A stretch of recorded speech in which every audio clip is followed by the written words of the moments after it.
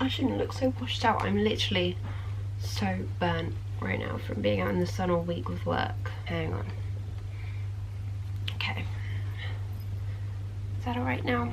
Oh my god, you can see my burn on my neck. Lovely stuff. Okay. I think I'm sorted. Hello everyone, my name is Olivia and welcome back to my channel. I would like to firstly start off with apologising for, you know, kind of not being really around for the last 2 weeks. I think it's been around 2 or 3 weeks since I filmed a video, and I have literally no excuse other than the fact I have been super busy at the moment.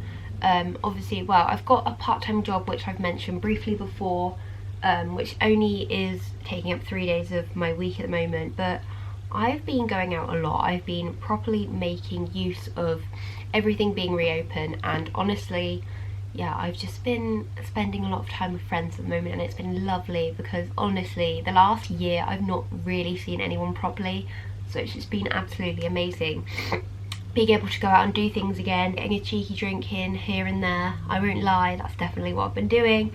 But yeah, it's been great. So I will apologise, but also I'm sure you guys understand because, you know, I'm doing a video which, well, this is my third in a series and it is my reading wrap up. Also, wait, hang on, I should probably point out that my voice is fucked because I have a cold, because every summer, I don't know why I sing sometimes when I'm speaking, but every summer I get a blimmin' cold. If you've had a cold in the summer, you know it's so much worse than when you have it in the winter, so that's why I'm all nasally and disgusting, but it is what it is. So what I'm saying, this is my third weekly, no it's not weekly, this is my third monthly reading wrap up.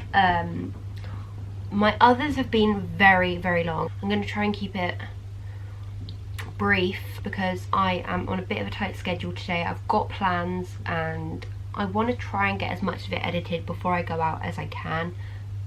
So if that's 2 hours of footage, I'm not going to get it done very quickly. Obviously I want to have a catch up with you guys because I love speaking to the camera, but yeah, I'm going to try and not make it 40 minutes. It's probably still going to be over 20 or 30 knowing me. So this month I actually managed another 8 books. I said last month that I don't think I would read as much, and I read 7 last month, so somehow I managed to read 8. I'm not complaining because I read some beautiful books this month, some not so great. The first book I read this month, well last month, is The Tattooist of Auschwitz by Heather Morris. I ended up giving this one 4 stars. The reason being because the writing style was very basic, and I'm not being a literary snob, I'm really not, but honestly some of the more emotive topics I struggled to really kind of connect with because of how simplistic the language seemed to me. And that's not me slating her writing. It was a beautifully written book, but for me I would have preferred it to be a little bit more emotive. For example, like Hanya Yanagihara, she really finds a way to get under your skin with her writing. This one, yeah, it was very basic, but the actual story I loved, so it had to be 4 stars. And I don't actually know if I did cry,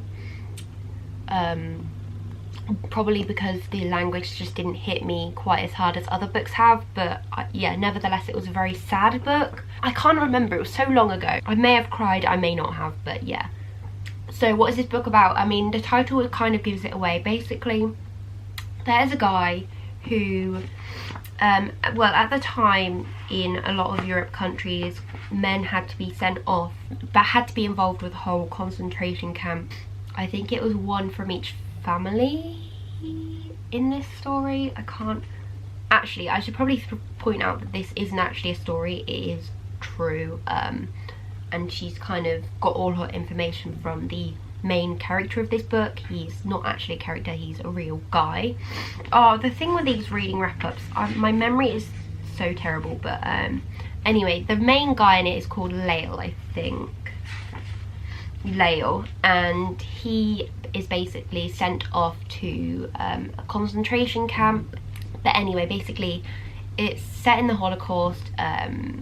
Hitler's got power, obviously, and he basically goes to this concentration camp and he is appalled by what he's seeing. There's people dying left, right and centre, and he basically, he has a few jobs to begin with that are not very nice. They're very physical, physically straining jobs, and yeah, he's just really struggling. And then he meets the tattooist, who at first he becomes his kind of assistant, because he needed another guy to help him.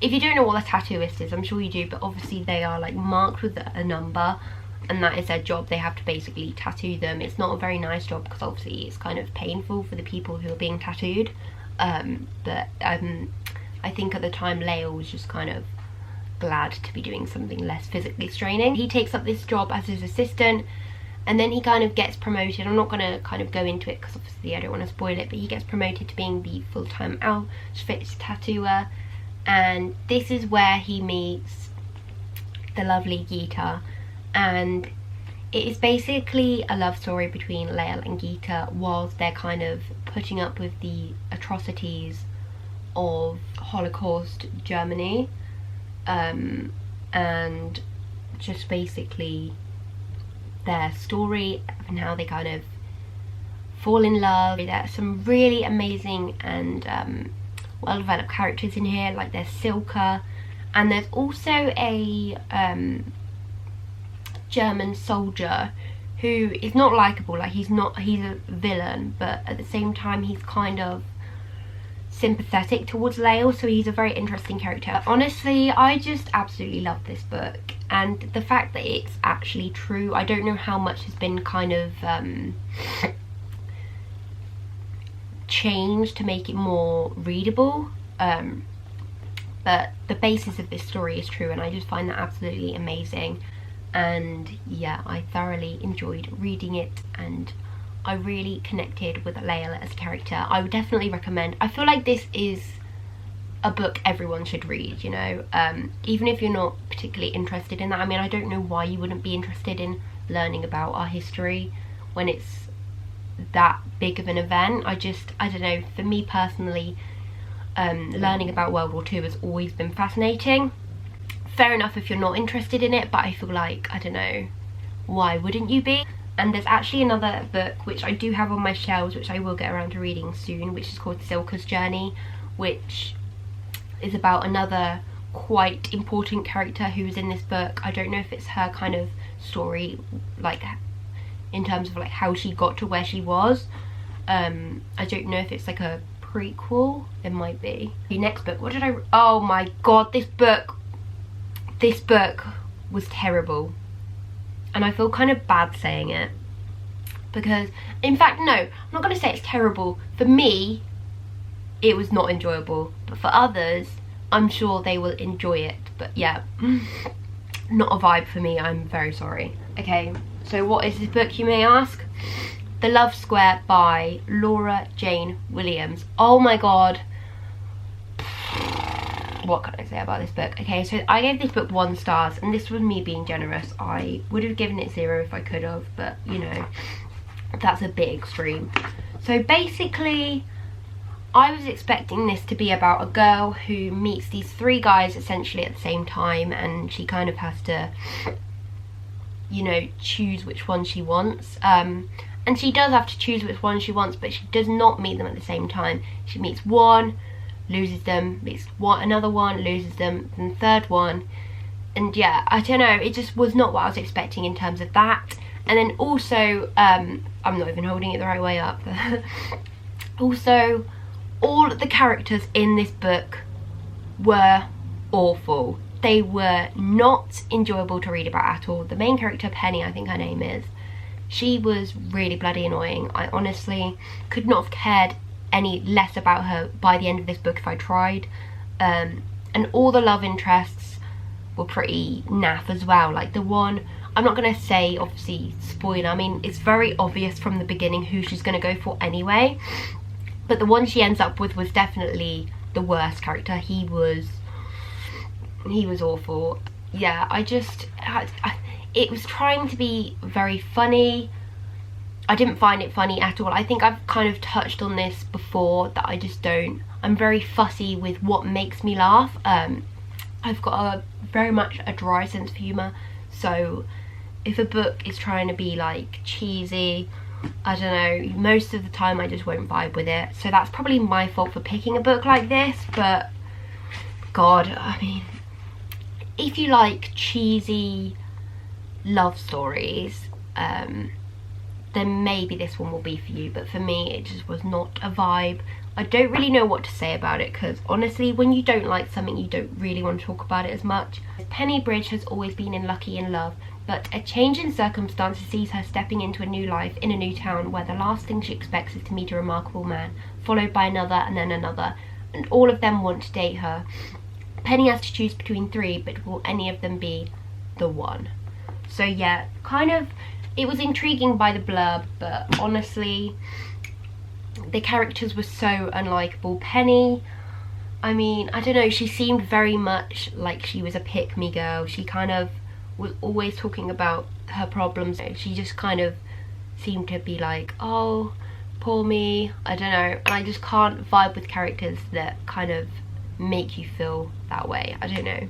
I'm not going to tell you not to read it, because, you know, I've seen the reviews on Goodreads and some of them are quite positive, but for me it was just a big no-go. It's probably my fault for picking a book like this, because I don't know, this isn't really my sort of book. Saying that though, The Flat Share, I really like that, and that's supposed to be a comedy romance, so I don't know, I didn't enjoy it at all, I'm not gonna lie. No. That was a bit harsh of me, I do apologise. Okay, the next book actually wasn't very good either. Not quite as bad as The Love Square, but still not great. And that is In a Dark, Dark Wood by Ruth Ware. I ended up giving this one 2 stars, so yeah, again, not great. But it was readable. I was able to get through it, and like that one I kind of wanted to DNF, but I did end up finishing it for some reason. So this book, as you can gather from the title, it involves a dark, dark wood, and we have a main character called, oh my god, why do I do this to myself, what's her name? Nora. I did know that, I don't know why I pretended I didn't. Nora, she is living in her own, in an apartment in London, I think. And she gets an email from someone who she hasn't, well, the person she doesn't know, but it's kind of talking about going to it's basically talking about going to a hen night for someone she hasn't been in contact with for 8 years, called Claire, and the email is from someone called Flo. So she's very confused as to why she's got this, you know, she's not been in contact with these people, well, this person, in literally so long. She kind of erased her from her life because of some events that kind of went down all that time ago. So despite her kind of confusion, she does agree to go to this hen night in this sort of glass type house in this wood. So when she gets there, she kind of immediately regrets it. She's joined by, well, there's not actually too many of them. There's her and her other friend, and then there's also this Flo who actually organised the hen night, and also a man called Tom, and who was the other one? Melanie, I think she might be called Melanie. They're in this hen night, and you know, for Nora it's very awkward because she doesn't know why she's there. She hasn't even been invited to the wedding, okay? So she's like, why am I at this hen night for this woman that I've not met for 10 years? I mean, if I were her, I just would not have turned up. I don't know.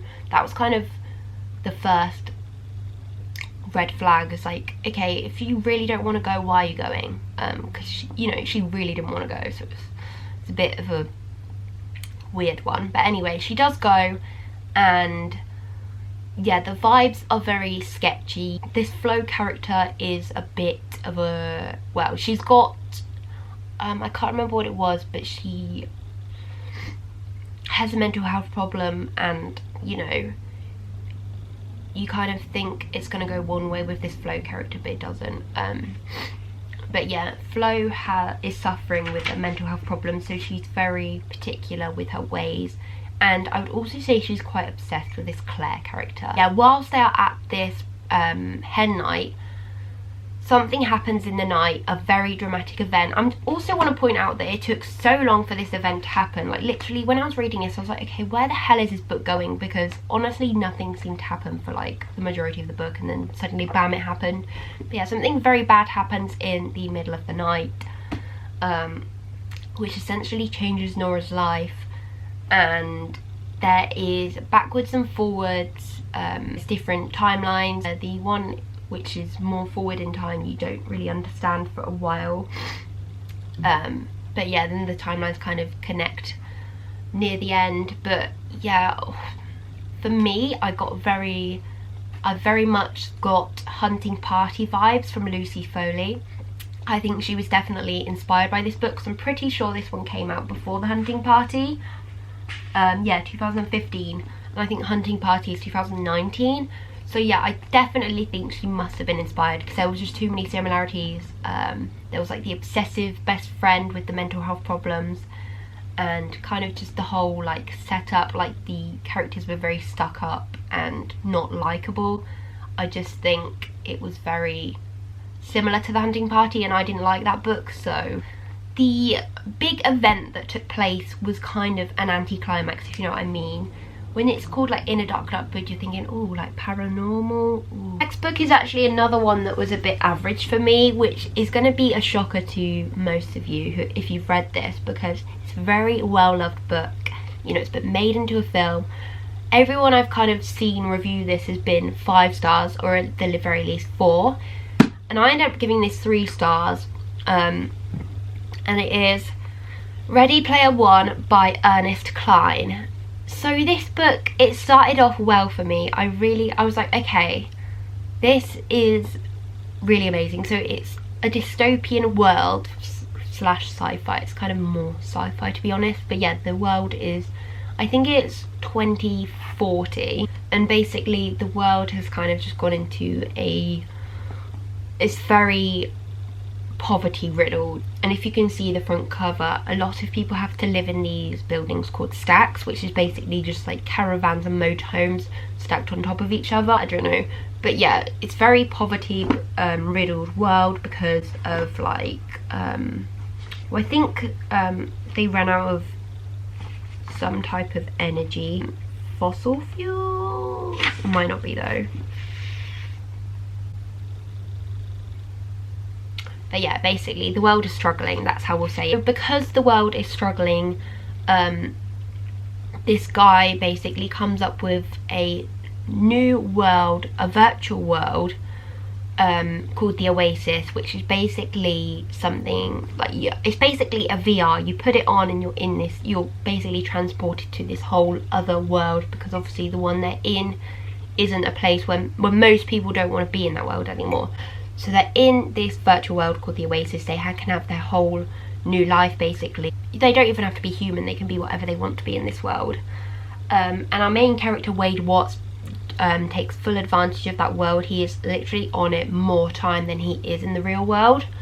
And what basically goes on in this book, the guy that made the Oasis has died, and he set up this like hunt where there is a hidden Easter egg, and the person that finds this Easter egg basically owns the whole company and will win all this money, and it basically be a billionaire with this Oasis kind of in their possession. For years people have been trying to kind of find this Easter egg, or at least find clues to find it, because there's like a few different keys and stuff they have to find in order to actually find the egg at the end. And for a whole 5 years no one finds it, until one day none other than Wade Watts finds the first key, and that kind of starts off this book basically. And it's a roller coaster, and it was very fun. Okay, I had a lot of fun reading this book, but for me, I felt very excluded as a reader, because it's based around 1980s pop culture, lots of video game references, movie references, song references, and a lot of it I felt excluded. And I don't know, when I saw that it was 1980s, I was like, oh, I'm very much an 80s lover. Like, I love me some 80s films, like The Breakfast Club. I know that's a very popular film, but I love 80s films and I love 80s music. You know, it's what I listen to the most. So I was like, oh, okay, this is going to be my sort of book. But a lot of the references I just didn't understand, and like I said, I just felt very excluded. And a lot of it I was like, okay, what's going on? Especially when he was doing the video games, because I've never really been into video games. Yeah, it was very fun. Like I said, we're basically following Wade as he's doing this hunt in the Oasis, and he has a lot of troubles along the way, and he meets some, well, I was going to say amazing characters. I didn't really like the characters in this book, but they were, well, in Wade's eyes they were amazing, so there's that. But yeah, for me, I didn't really feel connected to any of the characters. Like, I wasn't connected to Wade in any way, and yeah, I like to be connected to the main character, and for this one I just wasn't. I'm not going to deny the fact I had a blast while reading it. It was very fun, but at the same time I wouldn't read it again. I wouldn't read Ready Player 2. I've heard that one's kind of bad. I feel like I'm being a right moaning bitch in this video. I do apologise. Actually, the next book was a 5-star read, so that one I will not be moaning about at all. I think this is the next one. I hope I've done this in the right order. I'm just looking on Goodreads to see the order I read them in, because that's going to be really annoying if I've... Oh shit, okay, so I actually read Ready Player 1 before In a Dark Dark Wood. It doesn't really matter, but I don't know, I would have preferred to do it in the right order, but anyway. So this was actually the 3rd book I read, and this one was the 4th. Next book, Becoming, by Michelle, oh my god, I just hit myself in the face with it, and it's a hardback. Michelle Obama's Becoming. Oh my god, this book was incredible, literally. So this is not my type of book at all. It's a non-fiction, obviously. It's Michelle's kind of story and how she's got to where she is. So I was like, oh, okay. Well, I knew it was a popular book. Everyone seems to rave about this book, so I wanted to give it a go. But honestly, I was kind of a bit skeptical, because I was like, non-fiction really isn't my thing. I'm trying to make it my thing more. But yeah, it's just not really my cup of tea usually. Until this has made me want to read a lot more non-fiction, because I was so inspired by her words. I was so just drawn to her story. It starts off when she's a child, and it basically talks about how she was really not well off. When she was young, her family were quite poor, and it kind of goes about telling you how she met Barack, obviously, and how they kind of fell in love, and their whole story through presidency. It's very political at times, obviously, because, you know, her husband is a politician. But yeah, I would say, I don't know, I would personally recommend it to everyone, just because of how eye-opening and inspiring it is. Like, this woman really has a way with her words. She is incredible. So I personally would recommend it to everyone. If you're not hugely into politics, it might not be as much of an interest to you. I'm quite into politics myself, so I was very intrigued by their whole roller coaster through being president.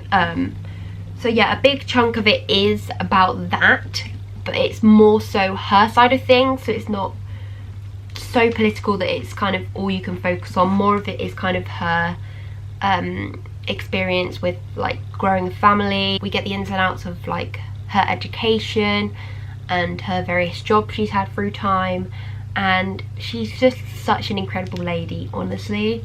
But yeah, we've also got this bit in here which has, like, pictures, which I really enjoyed, because it kind of gives the people that she talks about faces, and you can kind of see them rather than just hear about them, because she does talk about some very inspiring people. So it was really nice to be able to kind of look actually at photos that go with the story. But yeah, there are a lot of also anecdotes in this. Kind of at times it goes off on like a random story. It's not always directly to a point, but I really enjoyed that, and I just think she's had such an incredible life. Why not write about it, you know? When I read it, I just felt so empowered as a woman, and yeah, she's just incredible. I could not give this any less than 5 stars.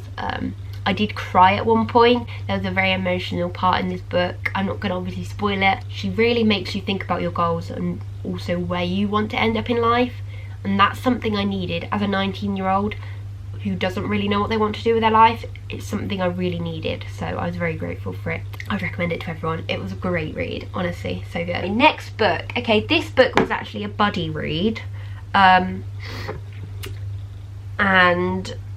this was another iffy one. I think on the whole I enjoyed it, but it was still kind of only average. It didn't really make me think about it after. A 4 or a 5-star read, I'll kind of have to sit there and just kind of reflect on it. Layla by Colleen Hoover. Okay, so yeah, like I said, this was a buddy read with Vanessa. She is, well, her Instagram I will leave on screen. It was a buddy read with her, and it was kind of a failed buddy read, to be honest, because we said we were going to do 50 pages a day, but neither of us really stuck to that. There was times where I couldn't read it in a day, during the day, sometimes she couldn't, but you know, on the whole I had very interesting discussions with her, so that was kind of what it was all about, really. It didn't really matter how much we were reading today, as long as we were kind of debating about it, which we did do a little bit of, so that was good. And I definitely want to do more buddy reads in the future. This book was it was not what I was expecting at all. It was paranormal and very bizarre. There's no easy way to say it. It was a bizarre story, and I need to be careful with what I say because I don't want to give, you know, the storyline away. So it starts off with our main character called Leeds, and it starts off with him at a wedding. He is one of the band members playing at the wedding, so he's not a guest or anything, and he spots this girl called Layla, and she is doing a very peculiar sort of dance, and he's instantly drawn to her. And at this wedding, very quickly they form a very tight-knit bond. They have an instant connection, and yeah, they essentially fall in love very quickly. And then something happens to the two of them which kind of puts their relationship on hold. They're still together, but there is an immediate difference because of the extent of what happened.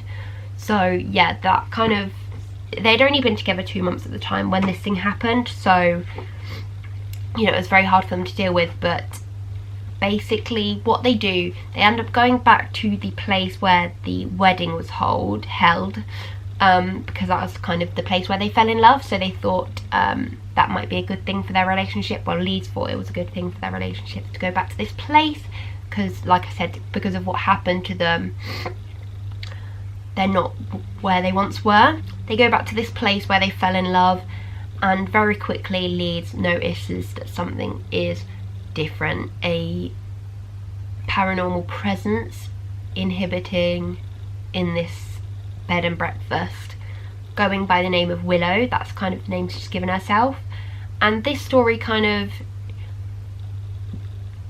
is basically mostly about Leeds' relationship with Willow and how he kind of gets to know her, because he's never been one that kind of believes in ghosts, so this experience is very wild for him. So he, like, now that he's got this opportunity, he just wants to find out as much as he can, to find out how she's got to where she is, which she doesn't actually know. Her memory's like gone.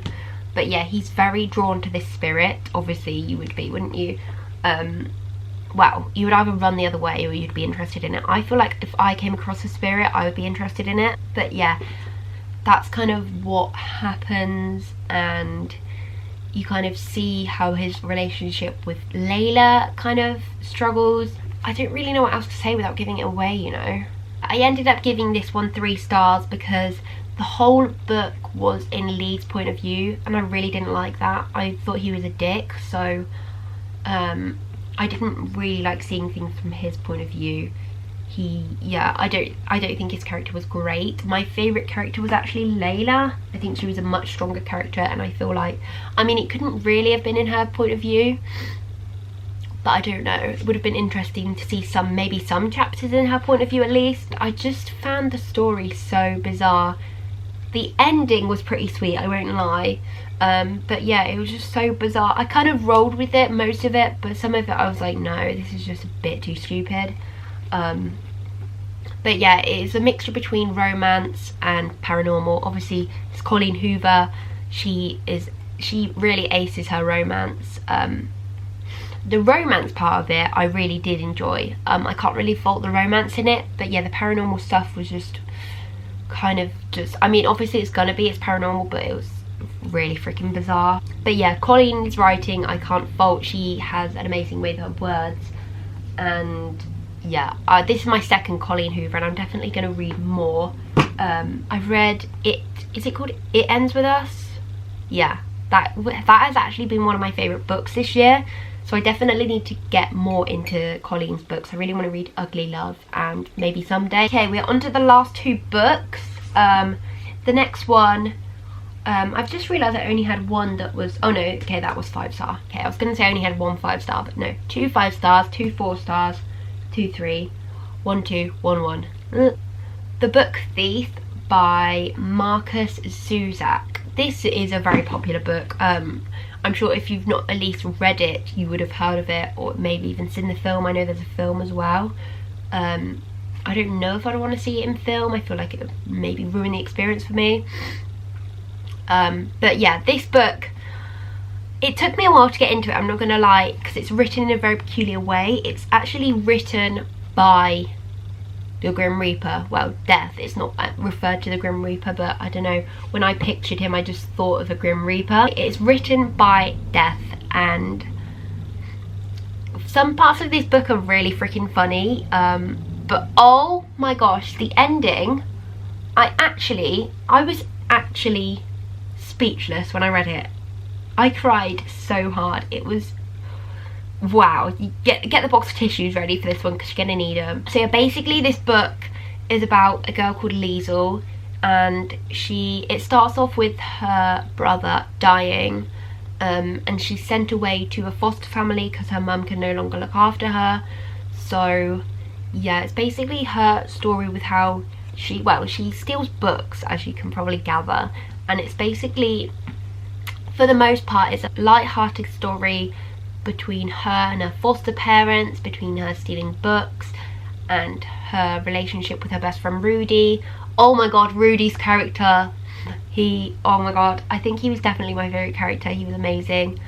And yeah, again, like the Tattooist of Auschwitz, it is set in Nazi Germany. So I don't actually really know how much I can talk about this book, because it's very character based. There's not actually much of a plot to it, rather than kind of just how Liesel kind of progresses in her life with this foster family and her friends. And there's also a guy that basically comes to stay with her. He's an amazing character.